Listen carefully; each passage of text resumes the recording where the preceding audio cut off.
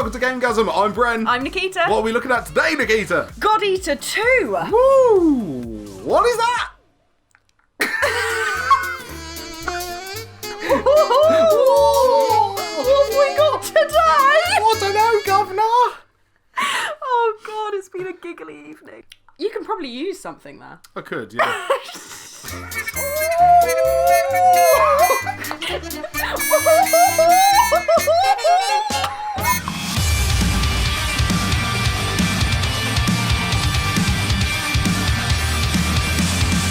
So, do you fancy chomping down on some deities? Do you literally eat gods? Well, sort of. First of all though, what is it?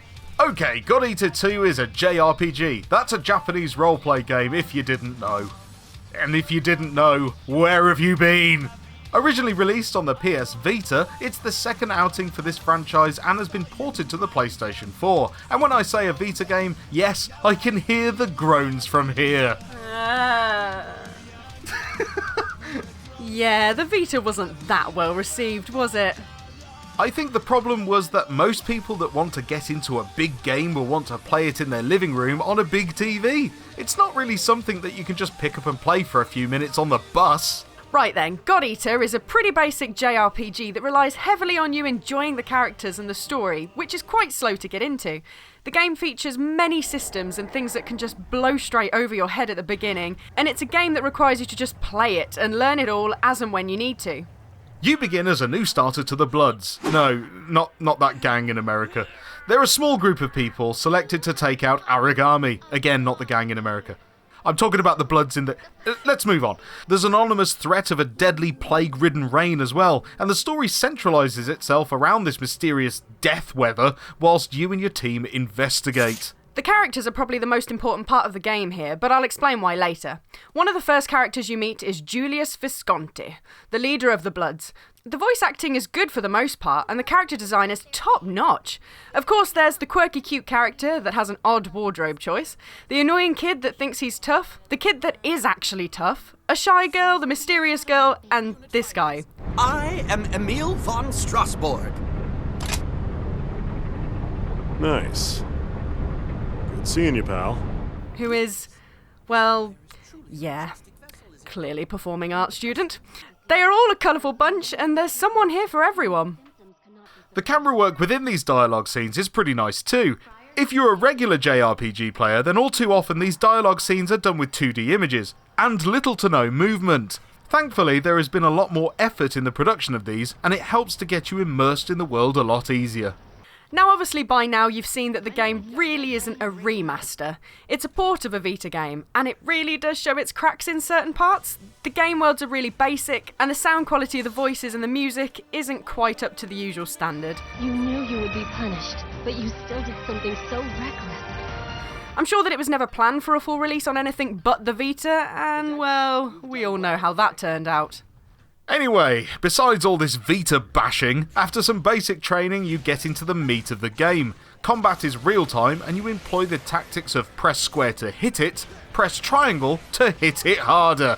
You can switch between melee weapons and big guns, and use of shields is how you can defend yourself against enemy attacks. The guns can take different ammo like blaze ammo, freeze ammo, divine ammo, and all affect enemies differently. And of course, your weapons can be upgraded with new skills and buffs too.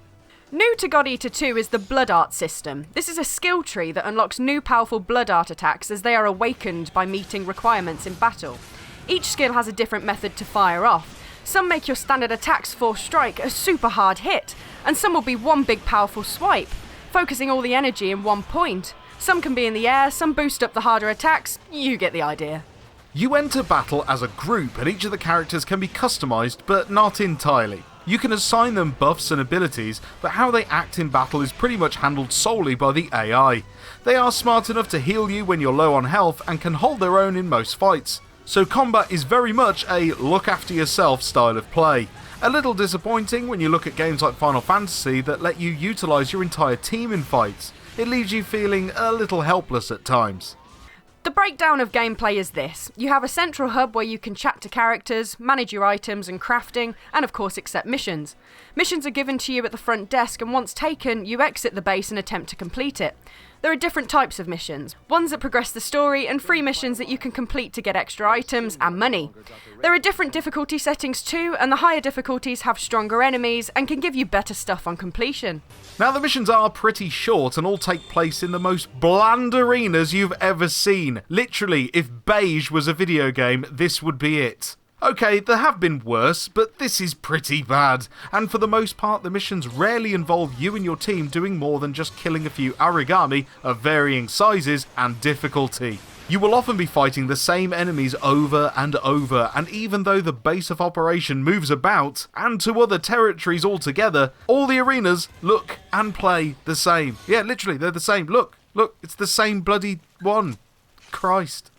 I can hear you thinking, what do you expect, Bren? It's a Vita game. Yeah, well, they should have tried harder, shouldn't they? Fuck. Yeah, you're right. Now, it sounds like we've really not got a lot of love for this title, and yes, it's not an easy one for anyone to just pick up and get into. It's a niche market, and JRPGs can be very hit and miss depending on what you're looking for. I would say, though, that God Eater 2 does a good job of keeping it as simple as it can, but contains a lot of depth if you go looking for it. But it also has a nice surprise in the box that allows you to download the first God Eater game for free, which is a wonderful touch, giving this a GameGazm 6. The characters and story were enough to keep pulling me through the missions, and the combat does get more challenging as you progress, but you will have to progress very far to really get the most out of it. Seeing the characters interact with each other is one of its most enjoyable parts. The story that unfolds is at times predictable but charming nonetheless. It's an investment of time and an effort that you will either love or get bored of very quickly. With subpar visuals, low quality audio and sometimes an insane camera, God Eater 2 will leave you feeling like you want to love it, but you're not sure why.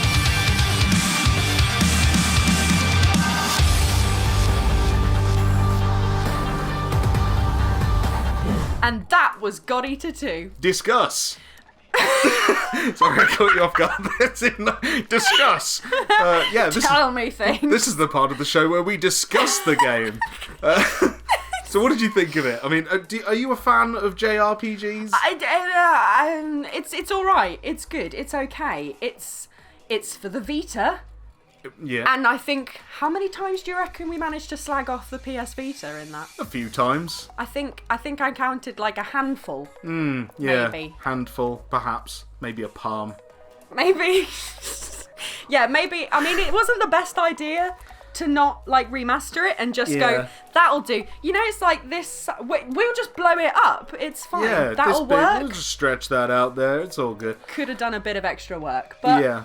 But the characters are lovable. They are. The story's pretty good. It has its moments. It pulls you through. You know, keeps you entertained.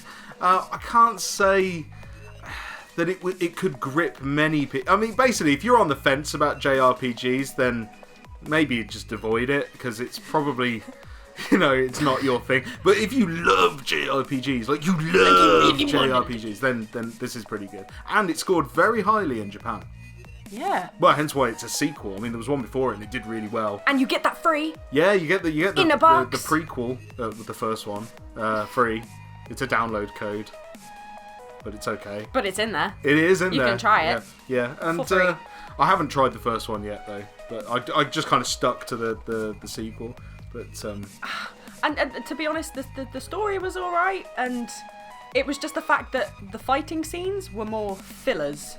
Yeah, it did kind of feel like that. I mean, very repetitive fillers. Yeah, the combat does get more complicated as you go on, and you kind of have to, you get involved in much bigger battles, and it starts to get important depending on what ammo you use in the gun and how you set up your shield to be resistant against different, you know, ailments and poison and all that kind of stuff. Your typical RPG stuff, really. But yeah, it takes you a long time to get to that complicated bit, it's and I think slow. It slowly gets you into it. Yeah, and it might put a few people off, but yeah, and what a weird name for the group as well, the Bloods. Yeah, it's touchy, isn't it? Yeah, just a little bit. Yeah. What did the Bloods? What did they wear? Well, the Bloods and the Crips, like. Yeah. Isn't it like red and blue?